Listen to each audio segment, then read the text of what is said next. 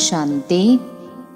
आज 9/1/2022 अव्यक्त बाप दादांची अव्यक्त मुरली आहे. Revise date 21/12/89. आजच्या मुरलीचे शीर्षक आहे त्रिदेव रचयिताद्वारे वरदानांची प्राप्ती. आज त्रिदेव रचयिता आपल्या साकारी आणि आकारी रचनेला पाहत आहेत. दोन्ही रचना अतिप्रिय आहेत, म्हणून रचयिता रचनेला पाहून आनंदित हर्षित होत आहेत. रचना नेहमी हेच खुशीचे गीत गाते की वाह रचयिता वाह, आणि रचयिता सुद्धा हेच गीत गातात, वाह माझी रचना वाह. रचना प्रिय आहे, आणि जे प्रिय असतात त्यांना नेहमी सर्व काही देऊन संपन्न बनवतात. तर बाबांनी प्रत्येक श्रेष्ठ रचनेला विशेषतांनी, तिन्ही संबंधांनी खूप संपन्न बनवले आहे. पित्याच्या संबंधाद्वारे दाता बनून ज्ञान खजान्याद्वारे संपन्न बनवले. शिक्षकाच्या रूपाद्वारे भाग्यविधाता बनून अनेक जन्मांसाठी भाग्यवान बनवले. सद्गुरूच्या रूपाद्वारे वरदाता बनून वरदानाद्वारे झोळी भरतात. हे अविनाशी स्नेह किंवा प्रेम आहे. प्रेमाची विशेषता हीच आहे की ज्याच्यासोबत प्रेम असते त्याची कमी कमजोरी चांगली वाटत नाही. कमी कमजोरीला कमालीच्या रूपात परिवर्तन करतात. बाबांना मुलांची कमी नेहमीच कमाल स्वरूपामध्ये परिवर्तन करण्याचा शुभ संकल्प राहतो. बाबांना मुलांच्या प्रेमामुळे मुलांची मेहनत पाहवत नाही. काही मेहनत अवश्य असेल तर जरूर करा, परंतु ब्राह्मण जीवनामध्ये मेहनत करण्याची आवश्यकताच नाही. कारण दाता, विधाता, वरदाता ह्या तिन्ही संबंधाद्वारे एवढे संपन्न बनवतात जे मेहनतीशिवाय आत्मिक आनंदामध्ये राहू शकतात. वारसा पण आहे, शिक्षण पण आहे आणि वरदान पण आहे. ज्यांना तिन्ही रूपामध्ये प्राप्ती झाली आहे असे सर्व प्राप्ती संपन्न आत्म्यांना मेहनत करण्याची काय आवश्यकता आहे? कधी वारस्याच्या रूपामध्ये किंवा पित्याला दाताच्या रूपामध्ये आठवण करा, तर आत्मिक अधिकारी पदाचा नशा राहील. शिक्षकाच्या रूपात आठवण करा तर ईश्वरीय विद्यार्थी म्हणजेच भगवंताचे विद्यार्थी आहोत ह्या भाग्याचा नशा राहील. सद्गुरू प्रत्येक पावलामध्ये वरदानाद्वारे चालवत आहेत. प्रत्येक कर्मामध्ये श्रेष्ठ मत वरदात्याचे वरदान आहे. जे प्रत्येक पाऊल श्रेष्ठ मताद्वारे चालतात त्याला प्रत्येक पावलामध्ये कर्माच्या सफलतेचे वरदान स्वतः आणि सहज जरूर प्राप्त होते. सद्गुरूंचे मत श्रेष्ठ गतीला प्राप्त करवते, गती सद्गतीला प्राप्त करवते. श्रेष्ठ मत आणि श्रेष्ठ गती आपले स्वीट होम म्हणजेच गोड घर आणि स्वीट राज्य म्हणजे सद्गतीला तर प्राप्त करतातच, परंतु ब्राह्मण आत्म्याला अजूनच विशेष गती प्राप्त होते. ते ह्या वेळेतील श्रेष्ठ मताचे, श्रेष्ठ कर्माचे प्रत्यक्ष फळ म्हणजेच सफलता आहे. ही श्रेष्ठ गती फक्त संगम युगातच ब्राह्मण आत्म्यांना प्राप्त होते. म्हणून म्हणतात, जसे मत तशी गती. ते लोक तर समजतात की मृत्यूनंतर गती प्राप्त होईल, म्हणून शेवटचे मत तीच गती असे म्हणतात. परंतु तुम्हा ब्राह्मण आत्म्यांना ह्या शेवटच्या मरजीवा जन्मामध्ये प्रत्येक कर्माच्या सफलतेचे फळ म्हणजेच गती प्राप्त होण्याचे वरदान मिळालेले आहे. वर्तमान आणि भविष्य नेहमी गती सद्गतीच आहे. भविष्यामध्ये नाही, परंतु संगमयुगाच्या प्राप्तीचे हेच महत्त्व आहे. आत्ता काम करा आणि लगेच प्राप्तीचा अधिकार घ्या. ह्याला म्हणतात एका हाताने द्या आणि दुसऱ्या हाताने घ्या. कधी मिळेल किंवा भविष्यामध्ये मिळेल हा दिलासा देण्याचा व्यापार तर नाहीच, परंतु तुरंत दान महापुण्य म्हणजे लगेच दान केल्याने महापुण्य मिळते अशी ही प्राप्ती आहे. ह्याला म्हणतात झटपट व्यापार. भक्तीमध्ये वाट पाहत राहतात, आत्ता मिळेल मग मिळेल. भक्तीमध्ये आहे कधी, आणि बाबा म्हणतात आत्ताच घ्या. सुरुवातीच्या स्थापनेच्या वेळी तुमची प्रसिद्धी होते की झटपट साक्षात्कार होतो, आणि तसेच होत पण होते. तर सुरुवातीपासून झटपटचा व्यापार सुरू झाला. ह्याला म्हणतात रचयितेचे रचनेवर खरे प्रेम. संपूर्ण कल्पामध्ये असे प्रेम कोणीही करू शकत नाही. किती पण प्रसिद्ध प्रिय आहेत, परंतु हे अविनाशी प्रेम आणि अविनाशी प्राप्ती आहे. तसे प्रिय तर कोणी होऊ शकत नाहीत. म्हणून बाबांना मुलांच्या मेहनतीवर दया येते. वरदानी नेहमी वारस्याचे अधिकारी कधीच मेहनत करू शकत नाहीत. भाग्यविधाता शिक्षकाची भाग्यवान मुलं नेहमी चांगल्या गुणांनी पास होतात, नापास होत नाहीत. कोणत्या व्यर्थ गोष्टींची पण अनुभूती करत नाहीत. मेहनत करण्याचे 2 कारण आहेत. एक तर मायेच्या विघ्नांमुळे नापास होतात, किंवा संबंध संपर्कामध्ये, नाहीतर ब्राह्मणांच्या किंवा अज्ञानी आत्म्यांच्या दोन्ही संबंधांमध्ये, कर्मांमध्ये येत छोट्याशा गोष्टींमध्ये व्यर्थची अनुभूती करतात, ज्याला तुम्ही लोक फ्लूचा आजार म्हणता. फ्लू काय करतो? एकतर हलचल होते, त्यामध्ये देह हलत राहतो, आणि ही तर आत्म्याची स्थिती आहे जी मनाला हलवते आणि तोंड कडू होते. इथे पण मुखाद्वारे कडवे वचन बोलतात, आणि मग काय होते? कधी सर्दी तर कधी गरमी होते. इथे पण जेव्हा व्यर्थची अनुभूती करतात तर मनामध्ये नेहमी जोश येतो, गरमी चढते की ह्यांनी हे असे का केले, का म्हटले. हा जोश आहे.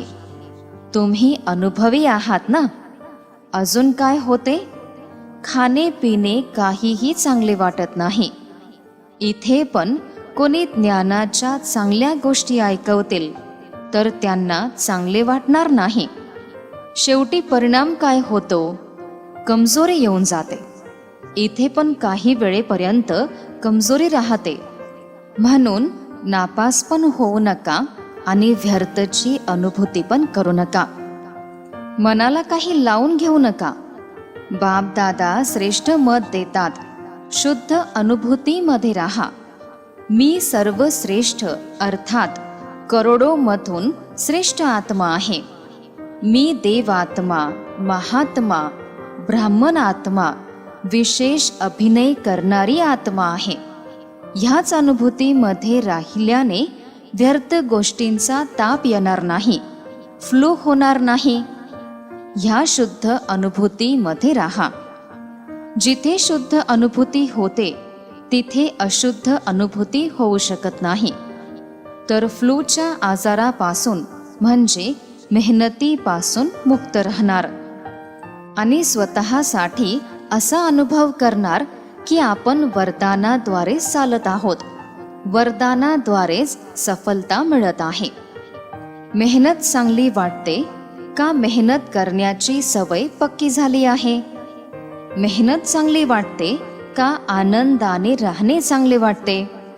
कोणाकोणाला मेहनतीशिवाय कोणते काम चांगले वाटत नाही.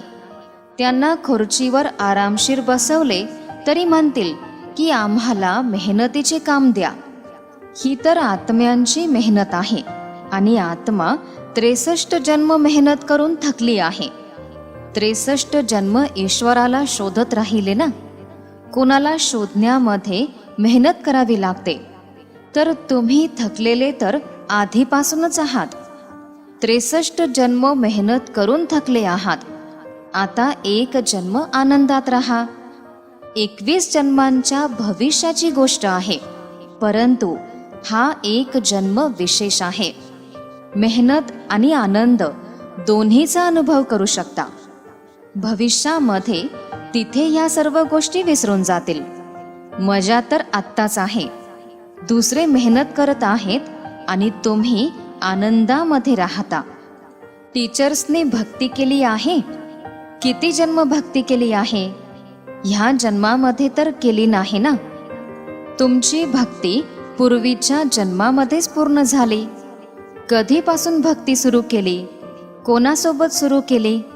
ब्रह्मा बाबांसोबतच तुम्ही भक्ती सुरू केली. कोणत्या मंदिरामध्ये केली? तर भक्तीमध्ये पण सुरुवातीचे आत्मे आहात आणि ज्ञान मार्गामध्ये पण सुरुवातीचे आत्मे आहात. सुरुवातीमध्ये भक्ती सुद्धा अव्यभिचारी असल्यामुळे भक्तीचा आनंद, सुख त्या वेळेप्रमाणे कमी झाला नाही. ते सुख आणि आनंद सुद्धा आपल्या स्थानावर श्रेष्ठ होते. भक्तमाळेमध्ये तुम्ही आहात का? जेव्हा भक्ती तुम्ही सुरू केली तर भक्तमालेमध्ये नाही. डबल विदेशी भक्तमाळेमध्ये होते का? भक्त बनले होते का भक्तमाळेमध्ये होते? आता सर्व विचार करत आहेत की आपण होतो का नव्हतो. विजयमाळेमध्ये पण होतो आणि भक्तमाळेमध्ये पण होतो. पुजारी तर बनले, परंतु भक्तमाळेमध्ये होतो का? भक्तमाळ वेगळी आहे. तुम्ही तर ज्ञानीपासून भक्त बनले, ते तर भक्तच आहेत. तर भक्तमाळ आणि ज्ञानाच्या माळेमध्ये अंतर आहे. ज्ञानी लोकांची माळ विजयमाळ आहे आणि जे फक्त भक्त आहेत असे 9 भक्त भक्तीशिवाय कोणत्याही गोष्टी ऐकत सुद्धा नाहीत. ते भक्तीलाच श्रेष्ठ समजतात. तर भक्तमाळा वेगळी आहे आणि ज्ञानमाळा वेगळी आहे. भक्ती जरूर केली आहे, परंतु भक्तमाळेमध्ये नाही. कारण भक्तीचा अभिनय केल्यानंतर तुम्हा सर्वांना ज्ञानामध्ये यायचेच आहे. ते 9 भक्त आहेत आणि तुम्ही 9 ज्ञानी आत्मे आहात. आत्म्यामध्ये संस्कारांमध्ये अंतर आहे. भक्त म्हणजे नेहमी मागण्याचे संस्कार असतात. मी नीच आहे, बाबा उच्च आहेत, हे संस्कार असतात.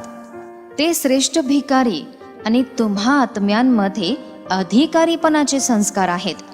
म्हणून परिचय मिळताच अधिकारी बनले.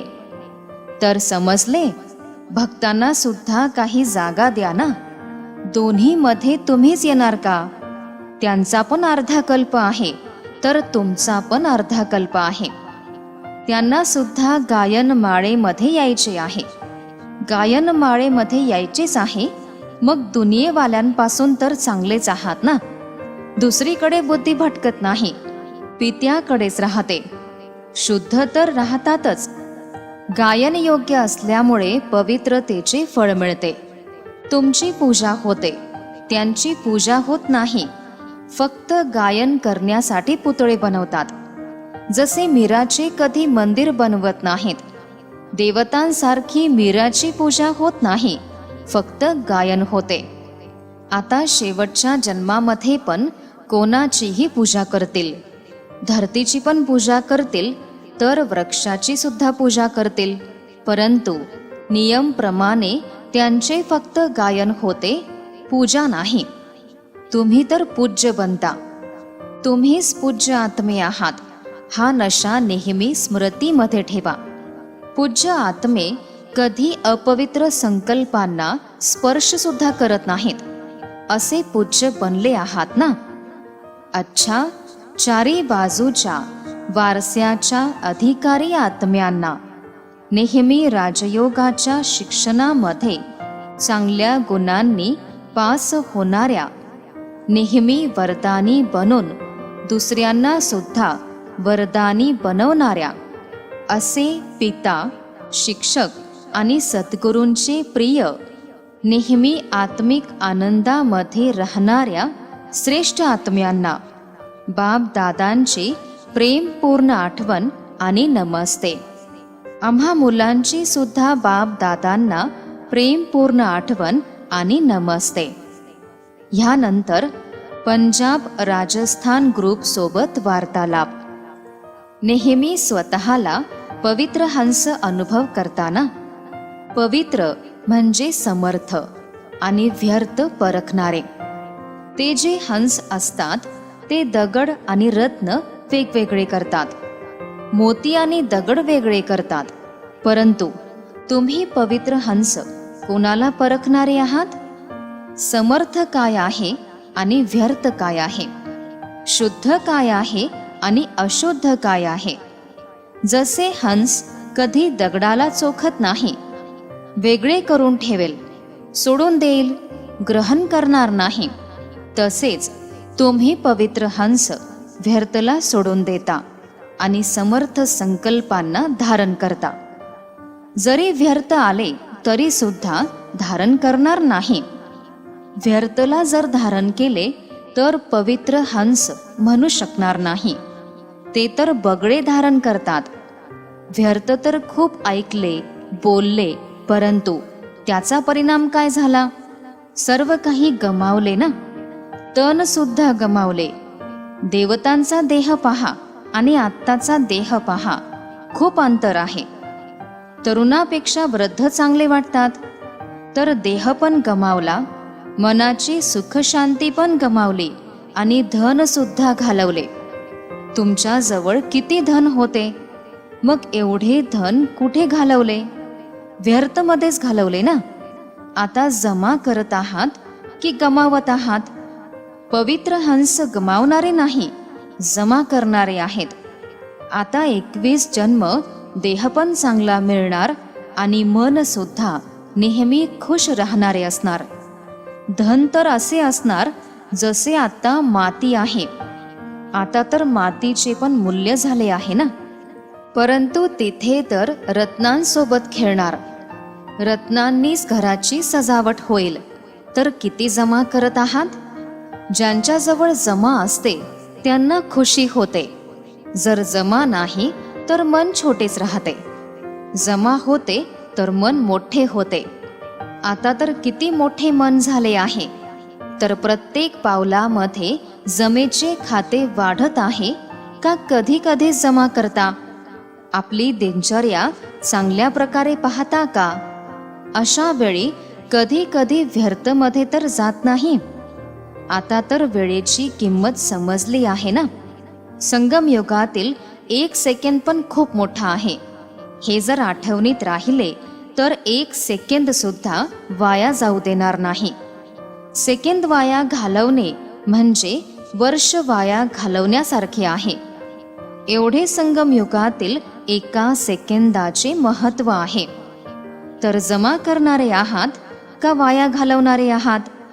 कारण एकतर वाया घालवणे किंवा दुसरे जमा करणे असते.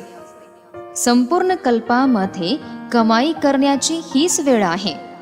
तर पवित्र हंस म्हणजे स्वप्नामध्ये, संकल्पामध्ये पण कधीही व्यर्थ येऊ देणार नाही. पवित्र म्हणजे नेहमी पवित्रतेच्या शक्तीद्वारे अपवित्रतेला सेकंदामध्ये पळवून लावणारे. फक्त स्वतःसाठी नाही, परंतु दुसऱ्यांसाठी सुद्धा. कारण संपूर्ण विश्वाला परिवर्तन करायचे आहे ना. पवित्रतेची शक्ती खूप महान आहे, हे तर जाणता ना. पवित्रता अशी अग्नी आहे जी सेकंदामध्ये विश्वातील कचऱ्याला भस्म करू शकते. संपूर्ण पवित्रता अशी श्रेष्ठ शक्ती आहे. शेवटच्या काळात जेव्हा सर्व संपूर्ण बनणार तर तुमच्या श्रेष्ठ संकल्पामध्ये आस्थेच्या अग्नीद्वारे संपूर्ण कचरा भस्म होऊन जाईल. त्यासाठी योग ज्वाला पाहिजे. शेवटी अशी हळूहळू सेवा होणार नाही. विचार केला आणि सेवा झाली, ह्याला म्हणतात विहंग मार्गाची सेवा. आता आपल्यामध्ये शक्ती भरत आहात, मग कार्यामध्ये लावणार. जसे देवींच्या पुढे स्मृती चिन्ह दाखवतात की ज्वालाद्वारे अग्नीद्वारे असुराला भस्म केले. असुर नाही, परंतु आसुरी शक्तींना नष्ट केले. हे कोणत्या वेळेतील स्मृतिचिन्ह आहे? आत्ताचेच आहे ना. तर असे ज्वालामुखी बना. तुम्ही बनणार नाही तर कोण बनणार? तर आता ज्वालामुखी बनून आसुरी संस्कार, आसुरी स्वभाव सर्व काही भस्म करा. तुम्ही तर केले ना, की आत्ता पण करतच आहात. पंजाब निवासी तर निर्भय बनले ना, घाबरणारे तर नाही ना. ज्वालामुखी आहात, घाबरायचे कशासाठी? मर्जीवा तर बनले, मग कशाला घाबरायचे? राजस्थानला तर राज्य अधिकार आहे, तो कधीच विसरायचा नाही. राज्य विसरून कधी राजस्थानची वाळू तर आठवणीत येत नाही ना. तिथे खूप वाळू असते. तर नेहमी नवीन राज्याच्या स्मृतीमध्ये राहा. नेहमी निर्भय ज्वालामुखी बनून प्रकृती आणि आत्म्यांमध्ये जे तमोगुण आहेत त्यांना नष्ट करणारे बना. हे खूप मोठे काम आहे. तीव्र गतीने करा तरच पूर्ण होईल. अजून तर व्यक्तींना सुद्धा संदेश मिळाला नाही. प्रकृतीची तर गोष्टच नंतर आहे. आता तीव्र गतीने करा. प्रत्येक गल्लीमध्ये सेवा केंद्र असावेत, कारण परिस्थितीप्रमाणे एका गल्लीतून दुसऱ्या गल्लीमध्ये पण जाऊ शकणार नाही. एकमेकांना पाहू सुद्धा शकणार नाही. घराघरात गल्लीमध्ये सुद्धा सेवा केंद्र होतील ना. आजचे वरदान आहे, चलन म्हणजे वागणूक आणि चेहऱ्याद्वारे पुरुषोत्तम स्थितीचा साक्षात्कार करणारे ब्रह्मा बाप समान भव. विस्तार आहे, जसे ब्रह्मा बाबा साधारण देहामध्ये असताना सुद्धा नेहमी पुरुषोत्तम अनुभव करत होते. साधारण मध्ये पुरुषोत्तमची झलक पाहिली, असे बाबांचे अनुसरण करा. कर्म जरी साधारण असले तरी स्थिती महान असायला हवी. चेहऱ्यावर श्रेष्ठ जीवनाचा प्रभाव पाहिजे. जसे लौकिकमध्ये काही मुलांची वागणूक आणि चेहरा पित्यासारखेच असतात. इथे चेहऱ्याची गोष्ट नाही, परंतु वागणूकच चित्र आहे. प्रत्येकाच्या चलनद्वारे म्हणजे वागणुकीद्वारे बाबांचा अनुभव व्हायला हवा. ब्रह्मा बाप समान पुरुषोत्तम स्थिती असायला हवी, तेव्हाच बाप समान म्हणणार. आजचे बोधवाक्य आहे, जे एकरस स्थितीच्या श्रेष्ठ आसनावर स्थित राहतात तेच खरे तपस्वी आहेत. ह्यानंतर प्रेमळ स्थितीचा अनुभव करा. यामध्ये आजचा पॉइंट आहे, हे परमात्म प्रेम आनंदाचा झोका आहे. त्या सुखदायी झोक्यामध्ये नेहमीच झोके घेत राहा. परमात्म प्रेमामध्ये मगन राहा, तर कधी कोणतीही परिस्थिती किंवा मायेची हलचल होऊ शकत नाही. ओम शांती.